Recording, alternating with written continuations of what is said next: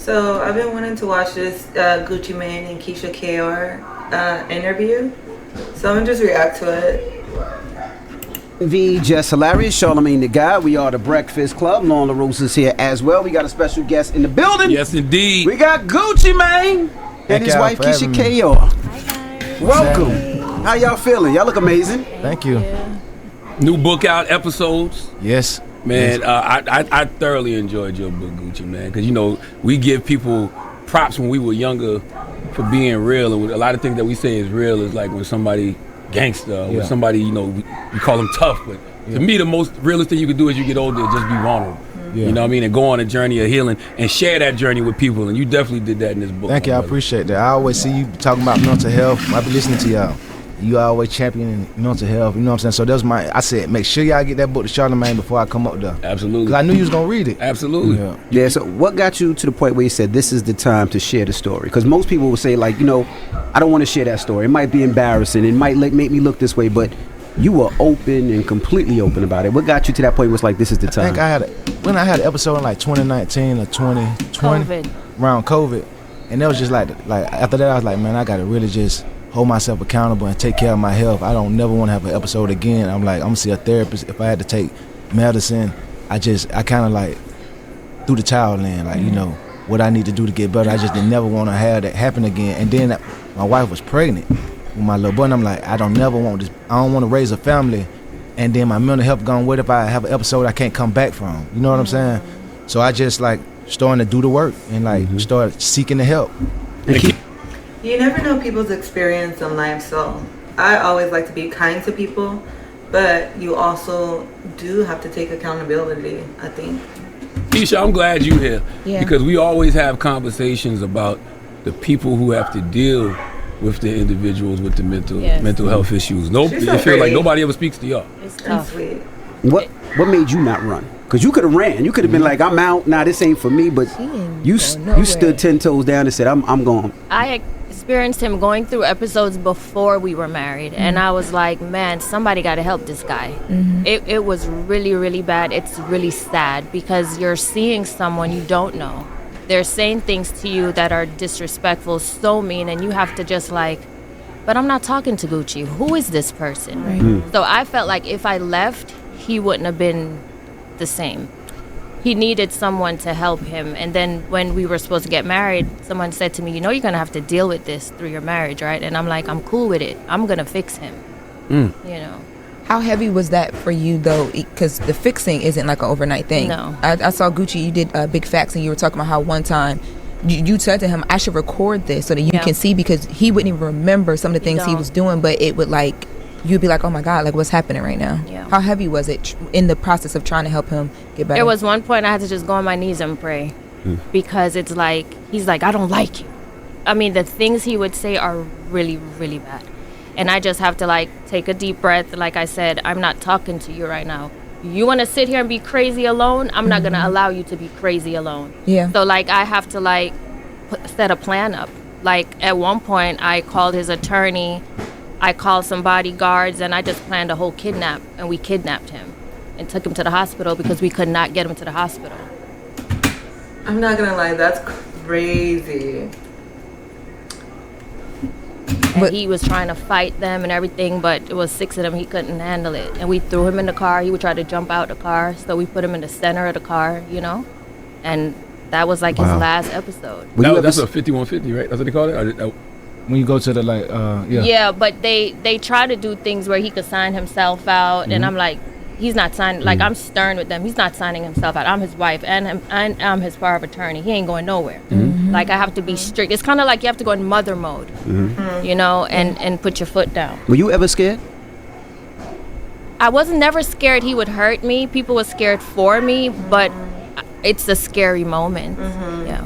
Because I asked her that, was she scared? She was like, I'm not scared of you. I tell them all the time, I'm not scared of you, so we gonna figure this out. Like I have to get gangster with him because and I'm like, all right, we gonna see. Yeah. Let's do this, you know. In the Ice Cream Fever Dreams chapter, Gucci, you said that you said when you need help, the only person you can rely on is yourself. Yes. Why did you feel that way in that moment? Because that's how I felt, especially with like, you really the only person you can do. Like, you got to do the work yourself. You know what I'm saying? If you want to like really get better, people can want it for you, but you still got to want it more than they do. You know what I'm saying? You got to want it. You got to do the work. You got to live with it. You know what I'm saying? So that's probably why I said that. The reason I asked is because you start the book off talking about Big Scar. And, you know, you and Keisha definitely helped Big Scar in that moment when he was having an episode. Yes. So, I mean, you did help somebody. Nah, I was trying my best to save Scar. I was trying my best to save Scar. And, like, even he was a big inspiration for the book as well. But what was like, when I reached out to the co-writer Kathy on writing the book, I was telling her about, you know, like how I helped Scar. And you know, my wife was talking to me, but she was on, like, I wouldn't even let Scar know that she was telling me the stuff to tell him. It, like, while we writing the book, like discussing the book and just going over how we gonna make it, Scar died. So I hear her like, you know, Scar done passed away. It went for him being the inspiration. Before I can even finish the book, he passed away. So that was just super deep, and it made me like, I gotta do this. I gotta even be more vulnerable because I'm gonna help people that I don't even know. Because I was trying to help somebody who was so close to me. You know what I'm saying? And I didn't succeed. You know, when you break down in the book that September 13th episode, right? Yeah. And you said you don't even remember a lot of the things that you said. Did you have to go back and say, you know what, let me fix some of those situations? Yes. And who did you call first to say, let me fix that? Because we were on air that morning. Yeah. And we just remember, it's like, damn, Gucci just going crazy on everybody. And the sad, you were tweeting? Yeah. And the sad thing about it is for media, press, it's like, that's gold at first. Like, oh, this, that, and the other. Then when you sit back and look at it, be like, damn, like, So then people have their maybe own we shouldn't lives. look that hard and promote it because we can see now he was going through an episode. So the first question Explain is, that in the book about the media's role in that. Yeah. But to answer Envy, I was super. That's why it's important to be nice to people. You never know what they're going through.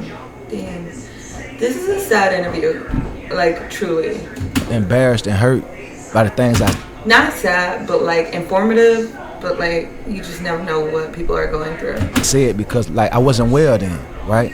So then I got locked up. So a lot of those people who I was saying stuff to, they were like, they ain't never gonna mess with me no more. So even when I got out 3 years later, I still was like, I apologize to Ross, Drake, Nicki, like all them people accepted my apology. They just don't know. It's like a weight off my shoulders because I had been like, because I was wrong. Like Ross hadn't did nothing but help me. You know what I'm saying? And I said something about him. Birdman did all this stuff for me. Why would I say something about him? So I felt bad. You know what I'm saying? I felt terribly bad, and it was just eating me. It was like it was super heavy on me. You know what I'm saying? So I apologize to everybody. Everybody that would accept my apology, I apologize to. Everybody who would accept my call, I apologize to. You just think anybody who I was dissing, I apologize to. The days you move more are the days you. What is doing that now? Do you know exactly what they're going through? Yes. I do. We be like, Seth's going through an episode. I can see it because I'd have been through it. And I'm be like, I be feeling sorry for him, you know what I'm saying? But because I see the media, they just go with it. Like this person like mad or they being, you know, like mean or whatever. But they be like going through something really mental. It be some mental health stuff going on. do you reach out to any of those artists? I'm trying to think. Did I reach out? No, I don't do a lot of reaching out because some of them like, I feel like they wouldn't be accepting of it. You know what I'm saying? But Because you know you wouldn't be accepted at that time. yeah, at that point you can't really talk to them like that. But like my wife say, I wish I could talk to the people that know them to tell them how to help them. Yeah. You know what I'm saying? I tried to reach out to Kim when Kanye was going through an episode. It bothered me so much, but I don't know her, and I didn't want to feel like a groupie. Yeah. So I tried to send messages to people. I never succeeded, but this was during their marriage. I'm like, damn, I want to talk to her so bad. Like, I can help you, but I never was successful. We talked about that on air the other day because she sat down with Call Her Daddy and talked about what it was like on the inside while also trying to protect their public image and the way she thought people would look at her if she decided to leave. For you, what was it like? I mean, because we're talking about Kim, what was it like just trying to protect the business that you guys have built while I have a he system. personally? I take his apps off his phone. First thing I do, I delete Instagram. I delete everything. Even if I got to change his password, I'm changing it because I don't need the public to know he's having an episode. You realize you'd never know about any other episodes since September 13th because I control that. Because you're not going on Instagram, you're not going on Twitter, it's deleted. You know, and I just control everything at home. And now before the episodes come, I catch it. So that's why he hasn't had another one. And how you catch that is he doesn't speak to you. He wants to be left alone. He don't eat. He does not sleep. Text messages, there's a period after each word. And I'm like, you're going through an episode. You're sick. No, I'm not. Ain't nothing wrong with me. Why do you think that? You're not speaking to me. Well, there's nothing to talk about. I said, well, that's not how you speak to your wife. And I'm like, you're sick. And we snap out of it right there. Wow. Wow. You know, we heard Kim this week say how Kanye just used to give away their cars and stuff when he would go through episodes. And in the book you talk about, I did that. You just used to be giving away stuff. I gave away jewelry. Money. And Jewelry money, cost so yeah. much. You know how much it costs for jewelry? Like, I gave away. I would give my friends jewelry, and like they know I went well, they'll take it. Damn. They take That's why, advantage of you. I felt like, damn, they know something's going on with me, but they'll take it. So it's like, when I got out of jail, like I cut off all my friends, my old friends. I'm like, damn, they were taking advantage. You know what I'm saying? It was great taking advantage. I was giving away money. I wonder what the What is that?